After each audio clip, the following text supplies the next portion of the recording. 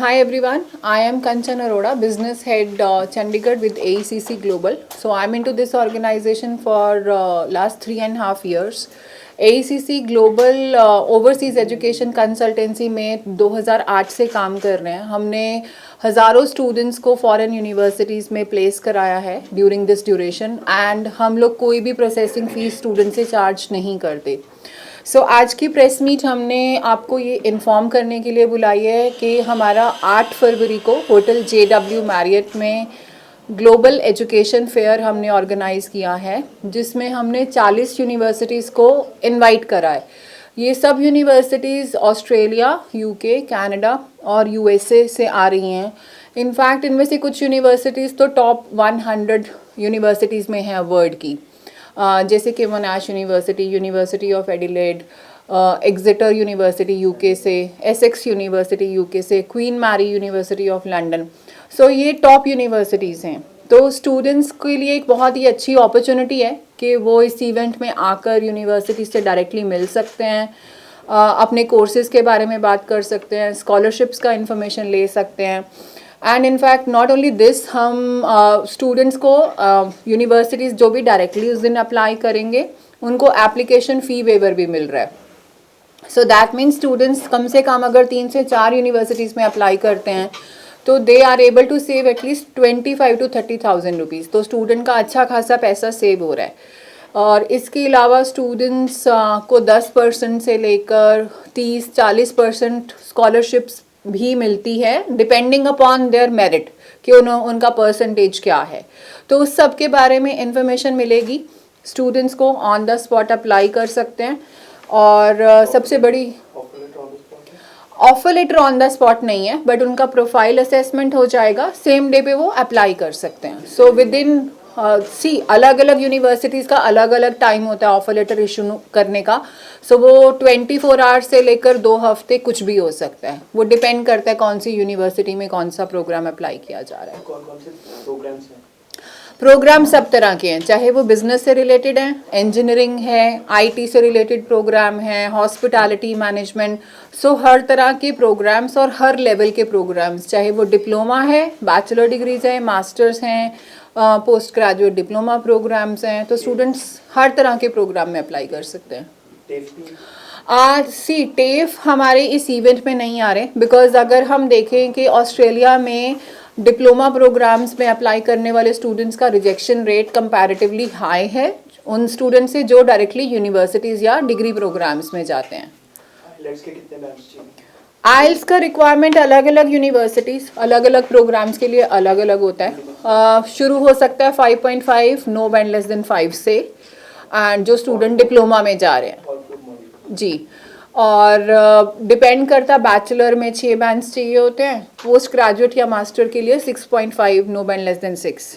एक अच्छी बात ये भी है कि अभी UK की यूनिवर्सिटीज़ ने स्टूडेंट्स को इंग्लिश लैंग्वेज वेवर देना शुरू कर दिया. मतलब अगर किसी स्टूडेंट की परसेंटेज अच्छी है इंग्लिश में, उनको आइल्स देना ही नहीं पड़ेगा, उनको डायरेक्ट एडमिशन मिल जाएगा.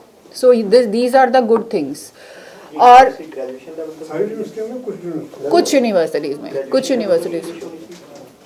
सॉरी जो मार्क्स देखे जाएंगे वो किस चीज़ के देखेंगे? 12th में इंग्लिश के मार्क्स. और ये भी एक कंडीशन है अबाउट 60, 65, 70 अगेन उसमें, हाँ जी, तो उनको आइल्स का टेस्ट नहीं देना पड़ेगा. आफ्टर ग्रेजुएशन है किसी यूनिवर्सिटी में? Definitely it is not about universities, it is about countries. तो अगर हम बात करते हैं ऑस्ट्रेलिया की, सबसे पहले बात करते हैं ऑस्ट्रेलिया में जो पोस्ट स्टडी वर्क राइट्स हैं वो 2 से 4 साल के हैं.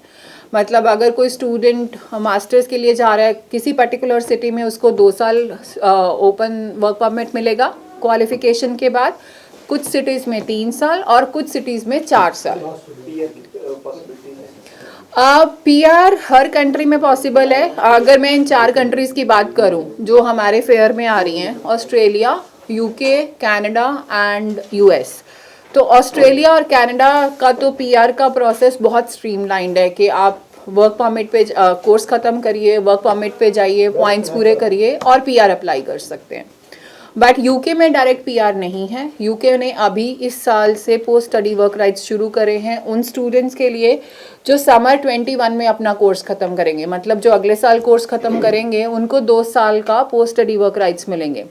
दैट मीन्स जो स्टूडेंट यूके की तरफ देख रहे हैं, जो हाई रैंक यूनिवर्सिटीज़ देख रहे हैं, उनके लिए ये एक बहुत अच्छी अपॉर्चुनिटी है टू गेट कि अपना को जो भी कॉस्ट या इन्वेस्टमेंट उन्होंने अपनी स्टडीज़ पे करा है to get that return of that investment.